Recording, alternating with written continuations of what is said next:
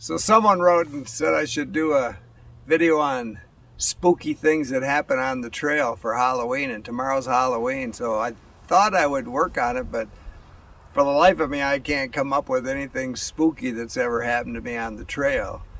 Spooky being defined as not terrifying or suspicious or afraid of something. You know, I've got bear stories that people could find spooky outside my tent and even in my tent.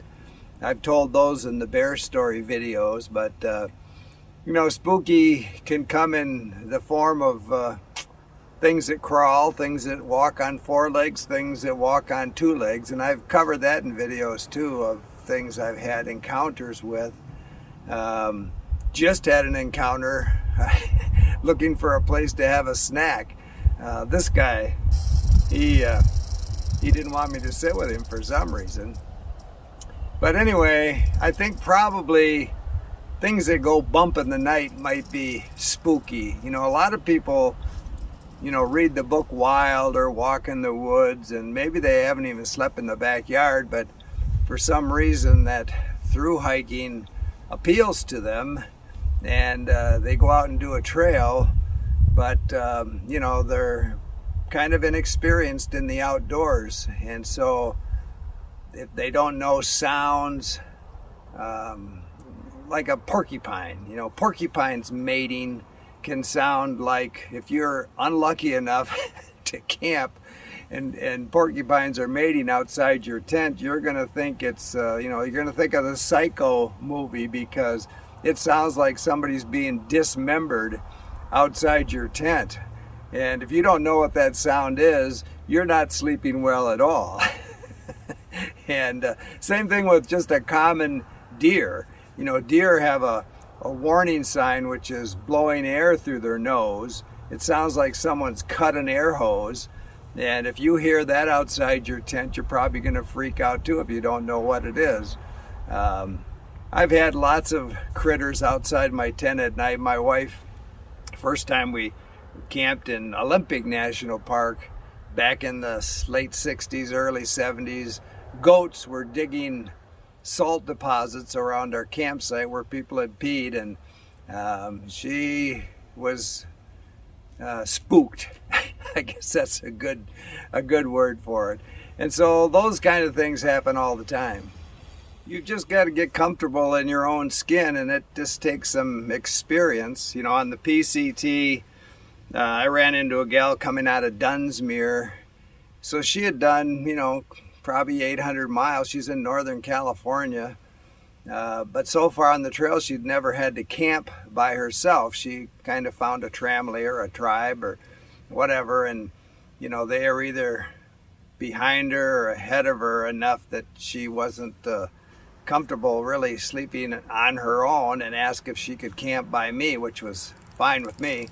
You know, I told her I get up at dark 30, so I'll try and be as quiet as I can to sneak out of here.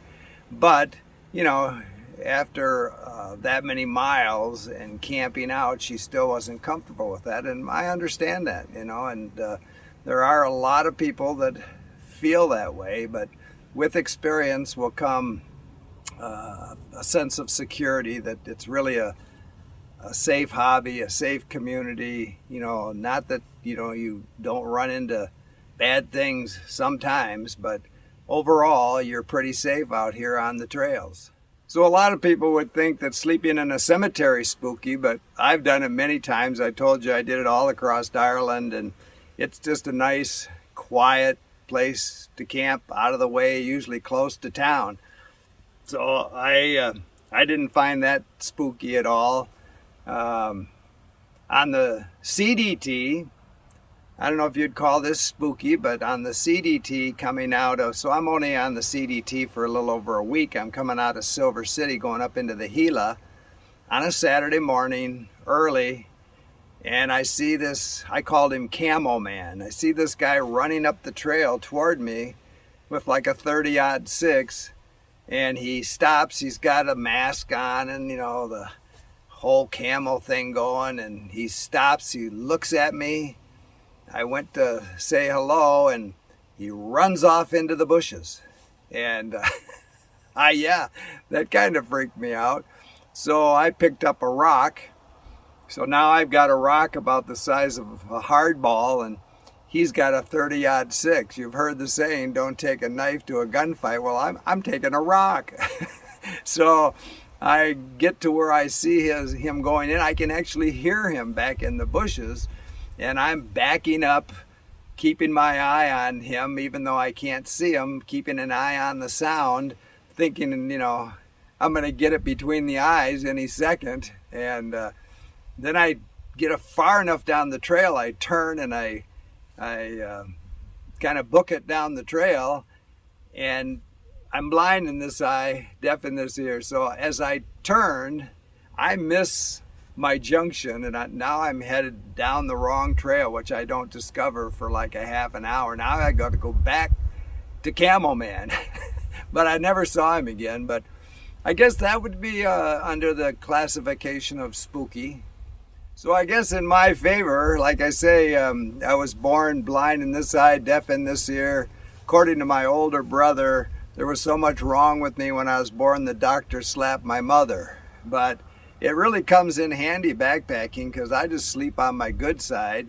And I don't hear, I don't see anything all night long. I mean, a buffalo stampede could go through and, I wouldn't know it. I'd just wake up dead in the morning. So if you do enough hiking, you'll find your own spooky. You'll find your own fear. You'll come to deal with your fear. It just takes experience. And again, don't let that stop you, because it's probably safer out here than wherever you are. Anyway, keep smiling.